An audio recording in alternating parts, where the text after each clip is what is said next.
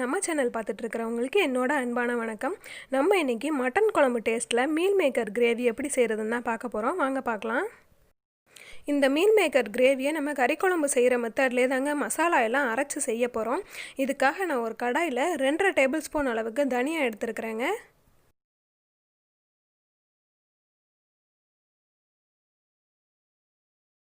இதில் இப்போது 1.25 table spoon அளவுக்கு கடலைப்பருப்பு சேர்த்துருக்குறேன். தனியாவுக்கு அப்படியே பாதி பங்கு எடுத்துக்கோங்க. கடலைப்பருப்பு 2 சின்ன துண்டு பட்டை, 2 கிராம்பு, 1 ஏலக்காய் இது கூடவே சேர்த்துக்கிறேங்க. காரத்துக்காக நான் 5 வரமிளகாய் எடுத்துருக்குறேங்க. உங்களுக்கு காரமாக வேணும் அப்படின்னா 7 இல்லைன்னா 8 எடுத்துக்கோங்க.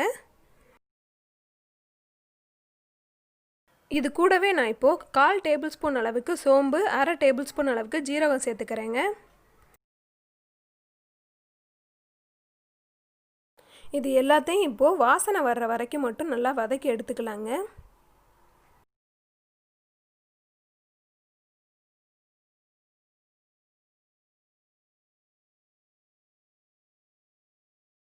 இது நல்லா வதங்கினதும் இதை ஆற வச்சுட்டு மிக்ஸி ஜாரில் சேர்த்து நல்லா பொடியாக அரைச்சி எடுத்துக்கோங்க. திப்பி திப்பியாக அரைக்கக்கூடாதுங்க, நல்லா பொடியாக அரைச்சி எடுத்துக்கோங்க.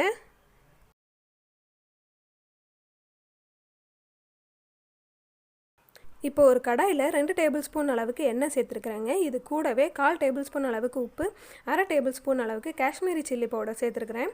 எண்ணெயை சூடாக்க முன்னாடியே நீங்கள் காஷ்மீரி சில்லி பவுடர் சேர்த்துருக்கோங்க, இல்லைனா அது கருகிரும். எண்ணெய் அதிக ஹீட் ஆகாமல் பார்த்துக்கோங்க, இல்லைனா சில்லி பவுடர் கருகிரும். இந்த சில்லி பவுடர், உப்பு எல்லாத்தையும் கலந்து விட்டுறலாம். நம்ம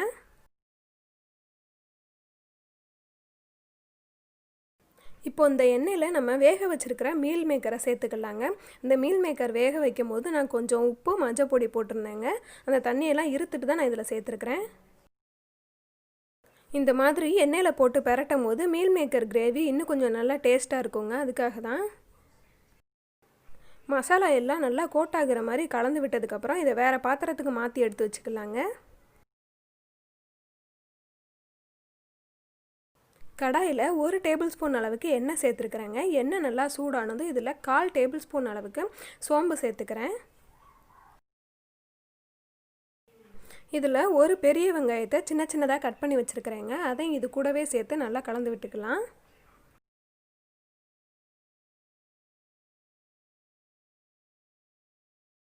இந்த கிரேவிக்கு தேவையான அளவு உப்பு நான் சேர்த்துக்கிறேங்க. அந்த மீல் மேக்கர் வேக வைக்கும் போது நம்ம உப்பு சேர்த்துருக்கோம், எண்ணெயில் போட்டு பெரட்டும் போது உப்பு சேர்த்துருக்குறோம். அதனால உப்பு கொஞ்சம் பார்த்து சேர்த்துக்கோங்க.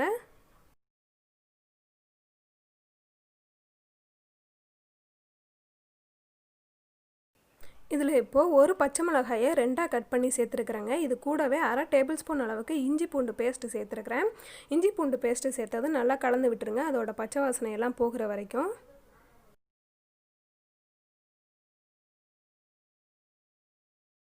இஞ்சி பூண்டோட பச்சை வாசனையெல்லாம் நல்லா போனதும் இதில் 2 தக்காளி பழத்தை கட் பண்ணி வச்சுருக்கிறேங்க. அதையும் இது கூட சேர்த்து நல்லா கலந்து விட்டுக்கலாம். தக்காளி பழம் நல்லா வேகட்டும்.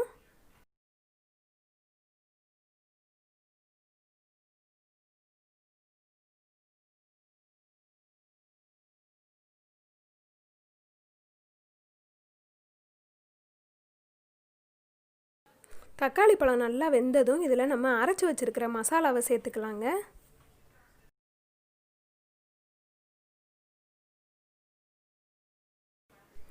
மசாலாவை நல்லா நைஸாக அரைச்சி எடுத்துக்கோங்க. இப்போ இந்த மசாலாவை இது கூட சேர்த்து நல்லா கலந்து விட்டுக்கிறேன்.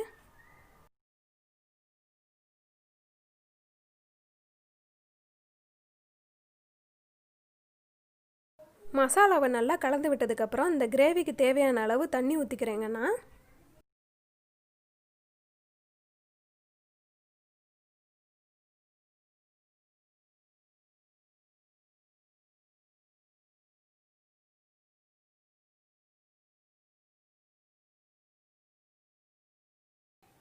இந்த கிரேவி செய்கிறதுக்கு உங்களுக்கு எவ்வளோ தண்ணி தேவையோ அந்தளவு தண்ணி சேர்த்துட்டு ஒரு 2 நிமிஷத்துக்கு மட்டும் இதை நல்லா கொதிக்க வச்சு எடுத்துக்கலாங்க. 2 நிமிஷம் இந்த கிரேவி நல்லா கொதிச்சதும் நம்ம எண்ணெயில் வதக்கி வச்சுருந்த மீல் மேக்கரை எடுத்து இந்த கிரேவி கூட சேர்த்து நல்லா கலந்து விட்டுக்கிறேங்க.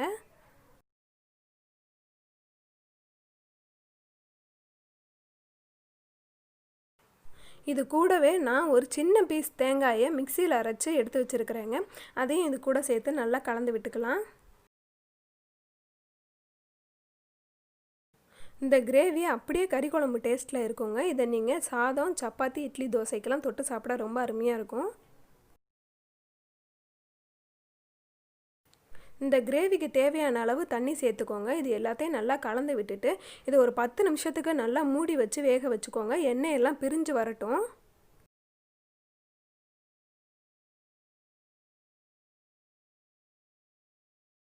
இது நான் இப்போ ஒரு 10 நிமிஷத்துக்கு நல்லா மூடி வச்சு வேக வச்சதில் பாருங்கள் எவ்வளோ அழகாக எண்ணெயெல்லாம் பிரிஞ்சு வந்திருக்குது. இந்த கிரேவி ரெடியானதும் இதில் 1/2 டீஸ்பூன் அளவுக்கு மிளகுத்தூள் சேர்த்து நல்லா கலந்து விட்டுக்கிறேங்க. மிளகுத்தூளை நீங்கள் முன்னாடியே சேர்க்கக்கூடாது. சேர்த்திங்க அப்படின்னா கசப்பாயிரும் கிரேவி. நம்ம மிளகுத்தூள் சேர்த்ததுக்கப்புறம் 1 நிமிஷத்தில் அடுப்பை ஆஃப் பண்ணிடணுங்க.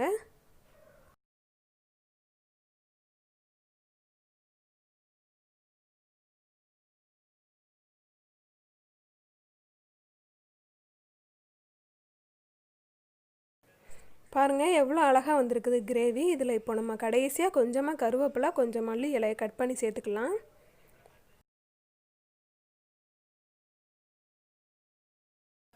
அவ்வளோதான், மட்டன் குழம்பு டேஸ்ட்டில் ரொம்ப ரொம்ப அருமையாக நம்மளோட மீல் மேக்கர் கிரேவி ரெடி ஆகிருச்சு. கண்டிப்பாக நீங்கள் இதை செஞ்சு பாருங்கள்.